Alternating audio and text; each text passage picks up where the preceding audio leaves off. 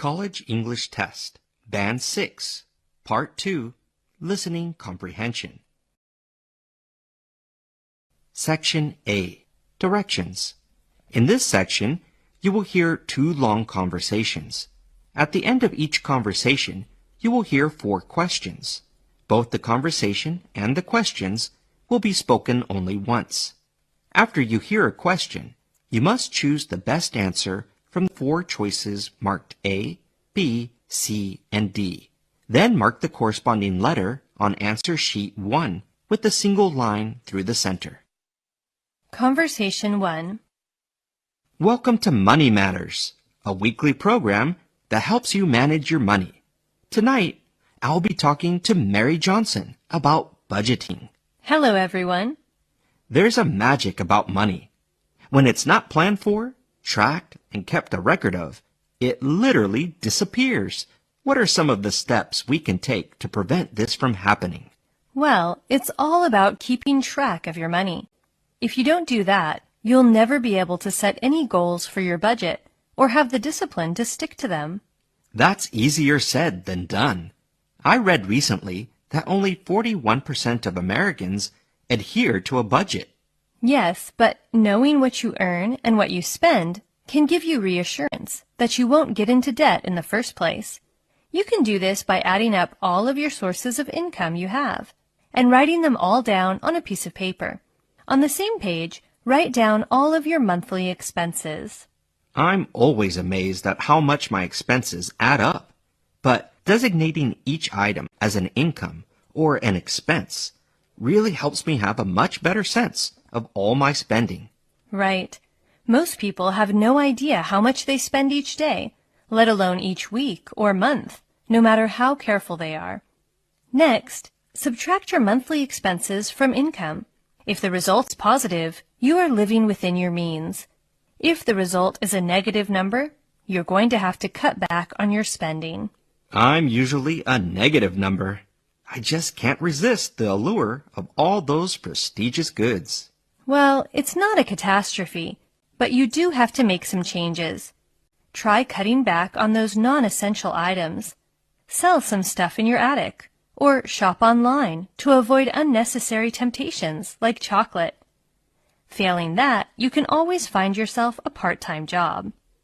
Questions 1 to 4 are based on the conversation you have just heard. Question 1. What does the man say about the weekly program?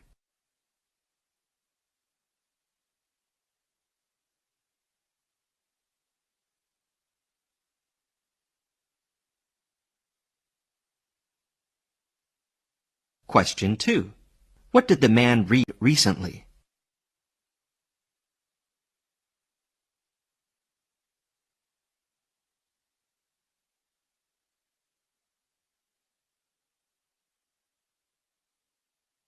Question 3. What does the woman suggest the man do first to avoid getting into debt?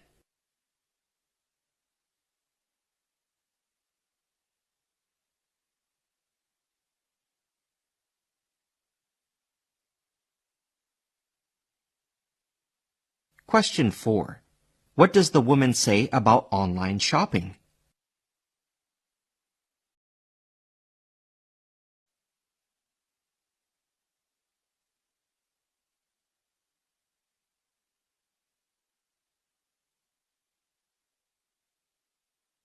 Conversation 2. Hi there. I've come to see the flat. My name is Mark Adams. We spoke on the phone on Wednesday. Hi, Mark. Come on up. I'll buzz you in. Green door on the 2nd floor, on the right side. Nice to meet you. I spoke to all your references, and they all checked out okay. So let me show you around. The place actually belongs to my mother, but her health isn't great, so we finally managed to persuade her to move in with us and rent this old place out. It's a great size. Plenty of space. Very versatile. I think it's a winner for us. Yes, all the appliances are brand new. There's a washing machine and a tumble dryer in the utility room next to the kitchen. Lots of closet space too, which is fabulous. My wife has a ridiculous number of shoes. Now, the big question. What about noise and the neighbors? Well, all the neighbors are elderly, so no noisy kids, and the back of the house overlooks a clear and peaceful pond. So it's perfect if tranquility is what you are looking for. That's good news. We've been living in a less than glamorous part of Aberdeen, constantly harassed day and night by noisy neighbors. Getting to work was a nightmare too, as we only have one car, and my wife has to use it as she works nights at the hospital. Well, if you like the place, it's yours as soon as I get a contract drawn up with the solicitor. The first month's rent and a deposit are mandatory on signing the contract. Then we can work out when is the best day for you to pay rent each month. We'll be incredibly happy to be your new tenants. Thank you so much. My wife will be thrilled to get out of the shabby place we are now in and start filling those wardrobes with all those shoes. Questions 5 to 8 are based on the conversation you have just heard. Question 5. What does the woman say about the flat?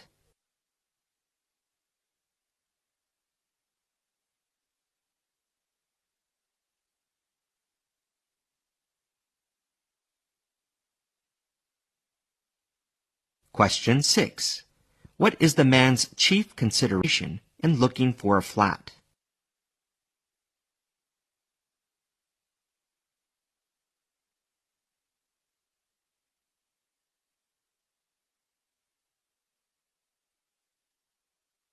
Question 7.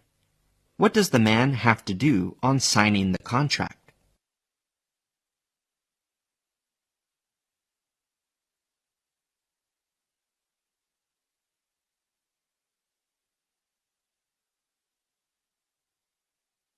Question 8. Why does the man say his wife will feel very excited if they move into the flat?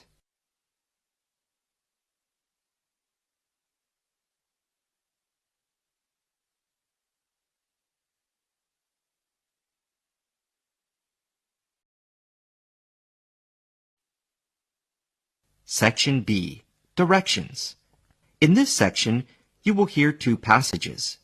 At the end of each passage, you will hear 3 or 4 questions. Both the passage and the questions will be spoken only once. After you hear a question, you must choose the best answer from the 4 choices marked A, B, C, and D.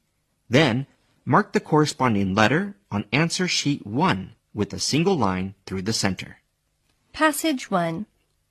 A new study has found a positive correlation between how much television children watch and their parents' stress levels. Why? Because the more television kids watch, the more they're exposed to advertising. The more advertising they see, the more likely they are to insist on purchasing items when they go with their parents to the store. This could generate conflict if the parents refuse.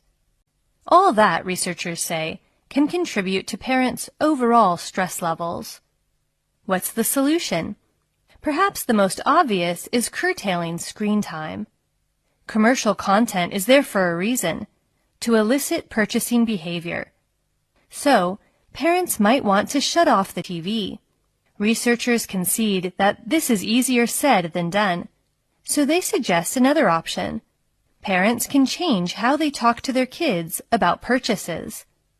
The researchers suggest that parents seek input from their children on family purchasing decisions. They shouldn't try to control all purchases. Instead, parents might tell their children things like, "I will listen to your advice on certain products or brands." This type of communication, the researchers assert, can lead to children making fewer purchasing demands. That means less parent stress. However, the protective effect of this kind of communication diminishes with greater exposure to television. This is because advertising aimed at children is especially persuasive. Advertisers use an assortment of tactics, such as bright colors, happy music, and celebrity endorsements, to appeal to children. Plus, children don't have the cognitive ability to fully understand advertising's intent. That makes them particularly vulnerable to advertisements. Questions 9 to 11 are based on the passage you have just heard. Question 9. What has the new study found about children watching television?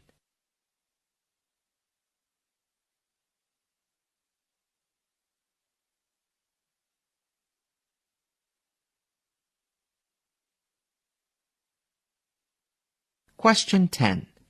What are parents advised to do to reduce the impact of TV commercials?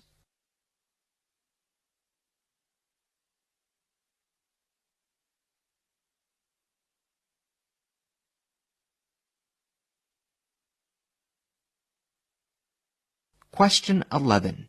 What makes children particularly vulnerable to TV commercials?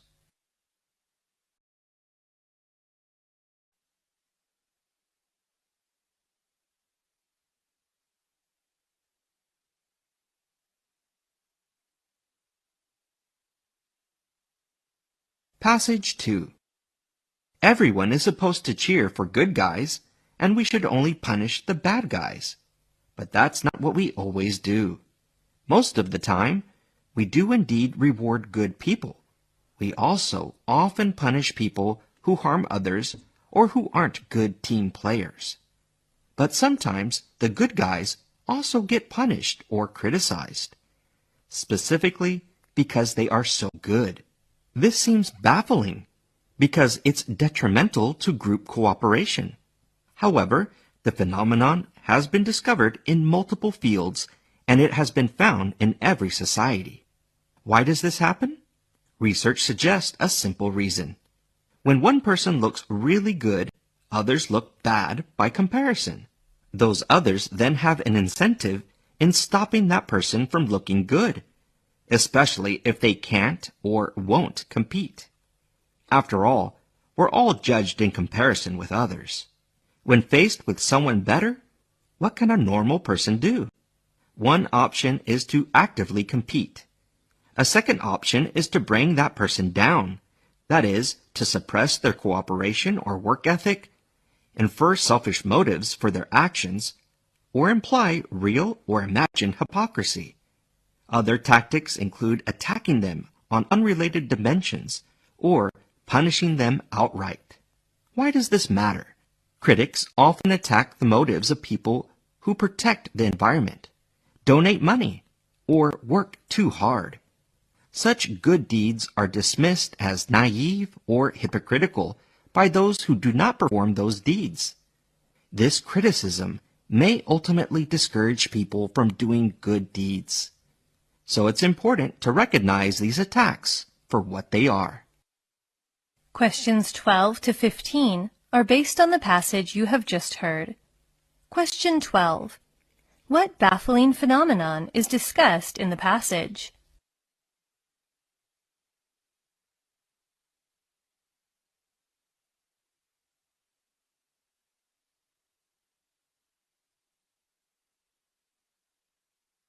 Question 13.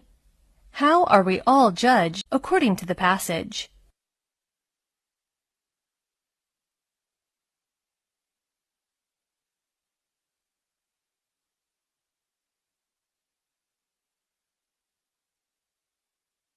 Question 14. What can a normal person do when faced with people who perform better?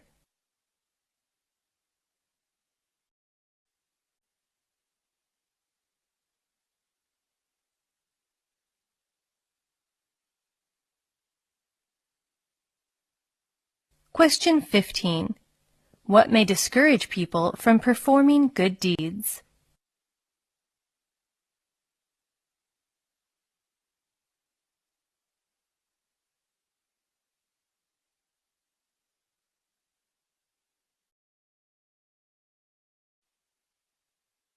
Section C. Directions. In this section, you will hear 3 recordings of lectures or talks, followed by 3 or 4 questions. The recordings will be played only once.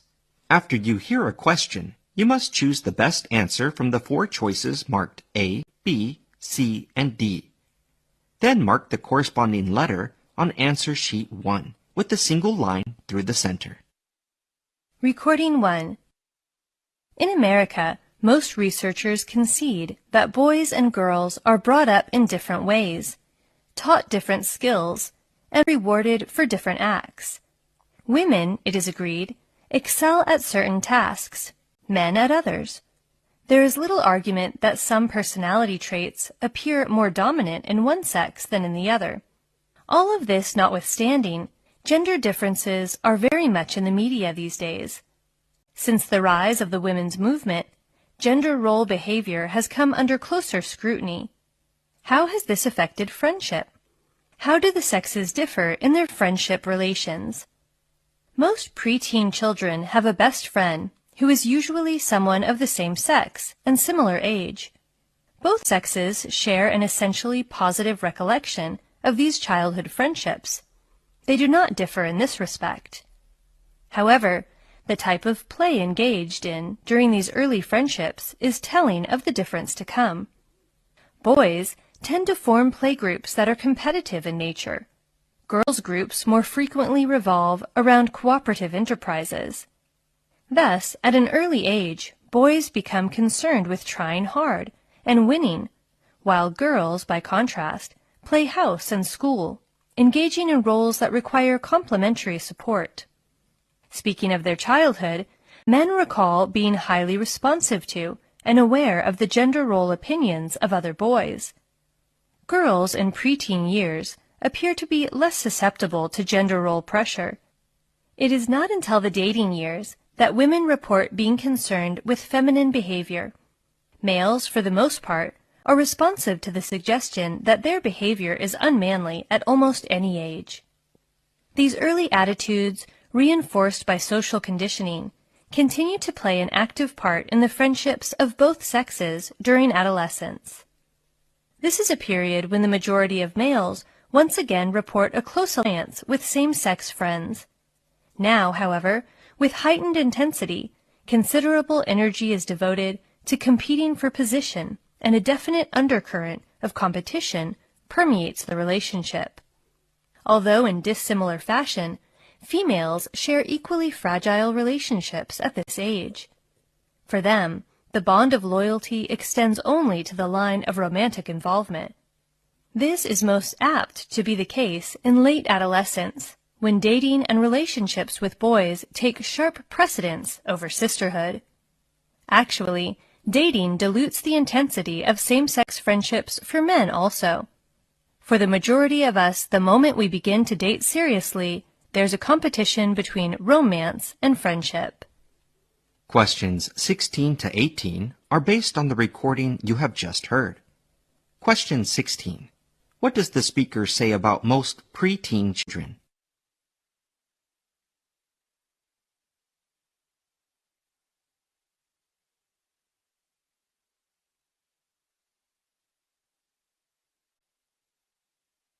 Question 17. What do most males devote much of their energy to during adolescence?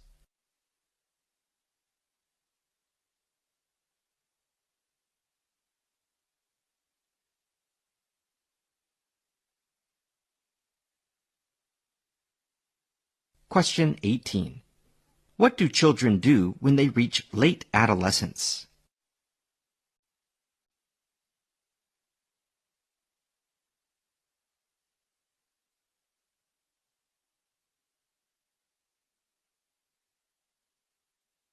Recording 2.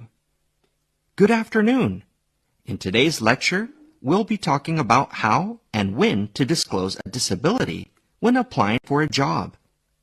On average, about 20% of the population has some form of disability. Most countries these days have equal opportunity and non-discrimination laws. Yet, disabled people often find it hard to decide when, how, and if at all, to raise their disability problem with a potential employer. There is uncertainty about how a recruiter will perceive their disability. As such, many candidates fear they wouldn't be considered for a position as a result of disclosing this personal information. And research has validated this as a genuine concern for many job applicants. It's a natural reaction, but it shouldn't be a reason to stay quiet. people need to remember that they are applying for a position they have the skills and experience to excel in. Discussing a disability with a potential employer may help them make reasonable workplace adjustments in their favor. It's most appropriate to discuss a disability when they reply to confirm an interview. This information needn't be put up front in their cover letter or resume because it's probably not relevant to the position itself. Candidates with disabilities should feel they have the power to make their own decisions around sharing this information free from prejudice.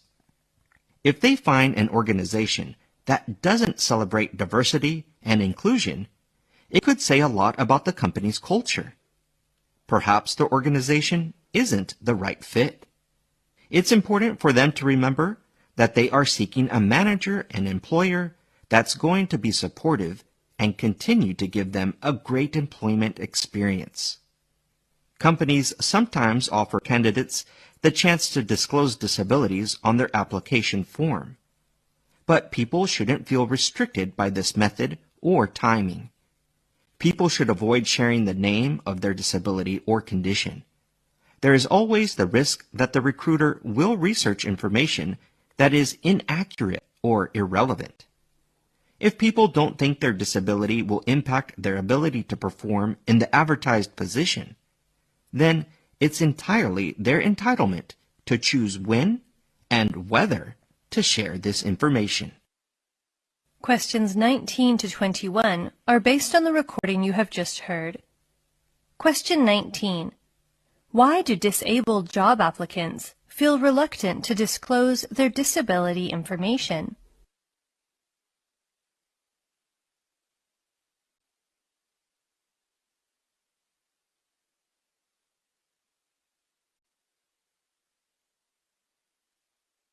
Question 20. When does the speaker suggest applicants reveal their disability information?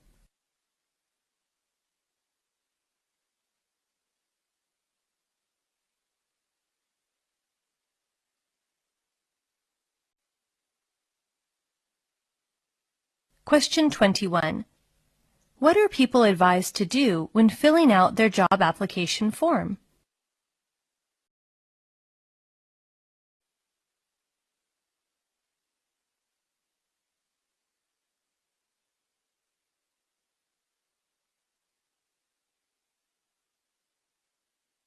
Recording 3.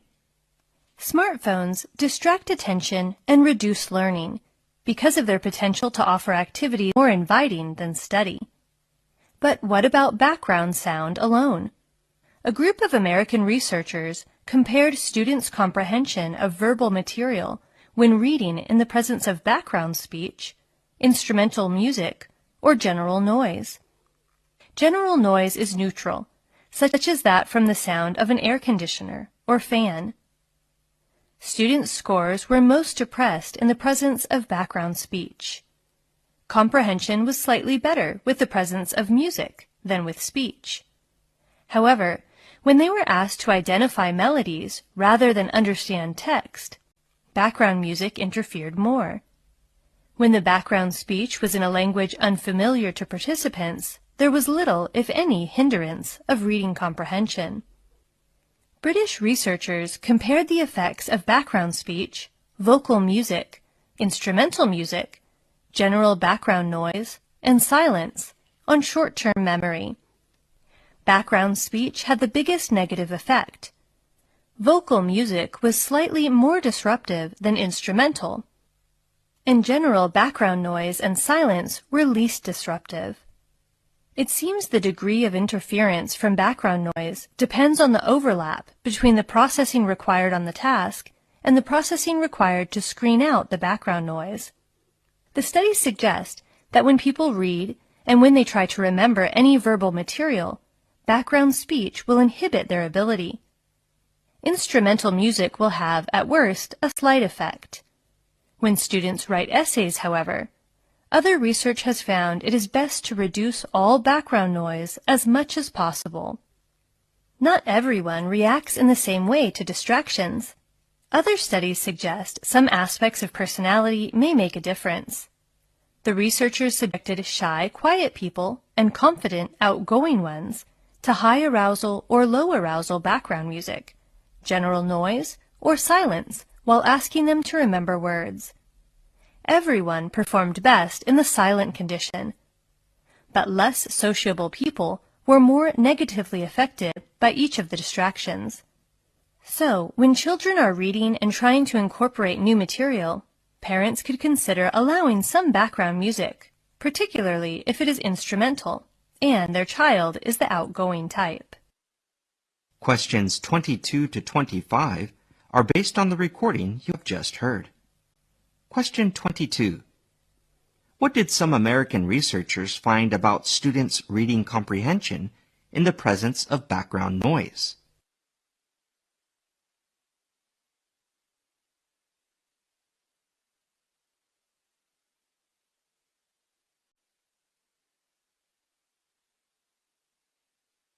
Question 23.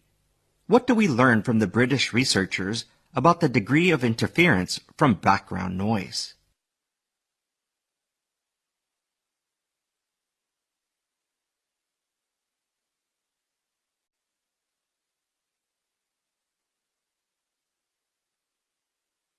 Question 24. What is best for students to do when writing essays according to some research?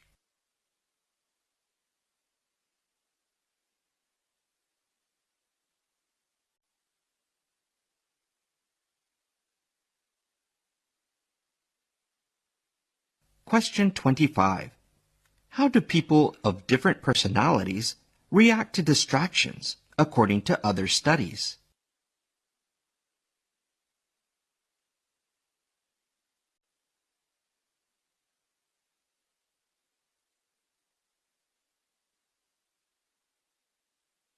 That's the end of listening comprehension.